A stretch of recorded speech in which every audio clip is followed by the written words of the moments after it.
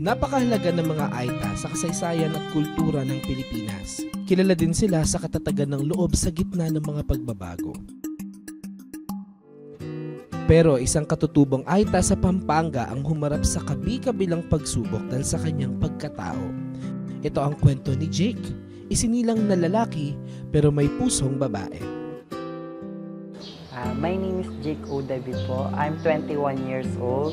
Bachelor Science of Tourism Management. First year po. Bilang isang katutubo na miyembro ng LGBTQ+ community, hindi naging madali ang buhay ni Jake.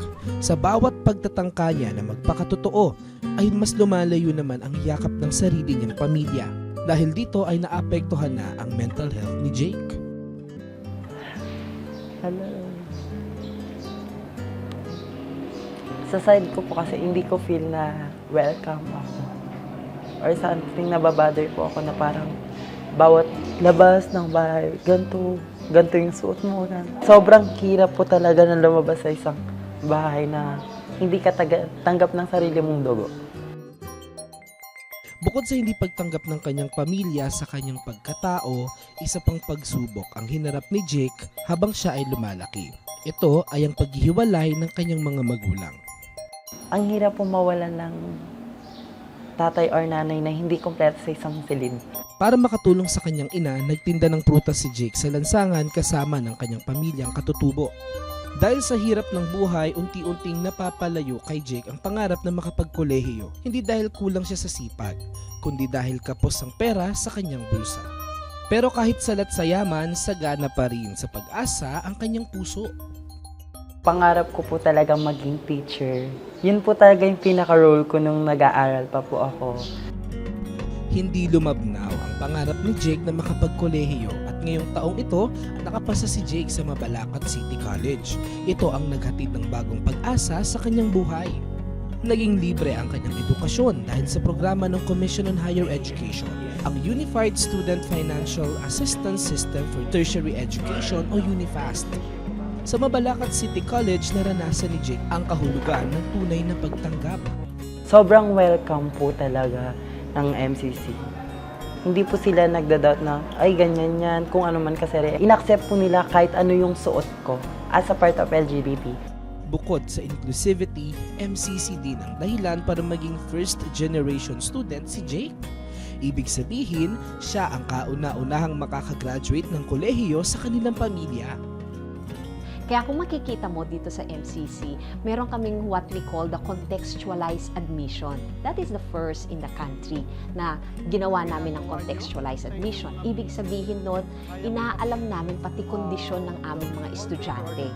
Dito nila unang narinig ang first generation students. We have 1,700 plus first generation students. Ngayon, si Jake ay first year college na sa kursong Bachelor of Science in Tourism Management. Teacher po talaga yung gusto ko maging pangarap nung bata ako. Pero suddenly po sabi ko, magtuturism ako. May pangarap po akong country na gusto kong pupuntahan. Which is Thailand po. Gusto ko po kasi ma-explore yung sarili ko na ay napuntahan ko yung dream country ko. Sinamahan namin si Jake na balikan ang mga kamag-anak niyang nagtitinda pa rin ng prutas sa kalye hanggang ngayon. Na-realize ni Jake na malayo na nga siya sa ganitong buhay. Sobrang painful po kasi nandun na po ako sa posisyon na pataas na po ako. Para if ever po natapos ko, ako po yung tutulog kumbaga. Nagbigay ng mensahe ang mga kamag-anak ni Jake dahil proud sila na may nakatuntong ng kolehiyo sa angkan ng mga kulot. Yan, katulad po yan, dahil po siya yung pamangkin ko. Kaya minsan sinasabi namin sa kanila, dahil hindi kami nakapag-aral, sana naman pagpatuloy nila sa pag-aaral niya. Message ko lang po sa kanya, mag-aral po siyang mabuti para makapagpatapos po siya. Kung ano po ang kinakailangan niyang maabot po niya sa sarili po niyang sikap at hindi po siya umaasa kahit kanino. Si Jake ay isang katutubong Aita at miyembro ng LGBTQ+ community. Isang batang nangamba para sa kanyang kinabukasan noon, scholar na ng bayan ngayon. Advice ko po sa mga college na ngayon coming po, kahit kulot ka or kahit bakala ka, kaya mong tumayo sa sarili mo pa, kaya mong gawin yung ginagawa nila. You can do it. Sa pinagsamang lakas ng MCC at Ched, talaga namang love wins pagdating sa inspiring story ni Jake David. Simula pa lang ito ng journey ni Jake sa kanyang pangarap at ngayon pa lang ay nagsisilbi na siyang inspirasyon hindi lang para sa LGBTQ+ community kundi pati na rin sa mga katutubong Aita.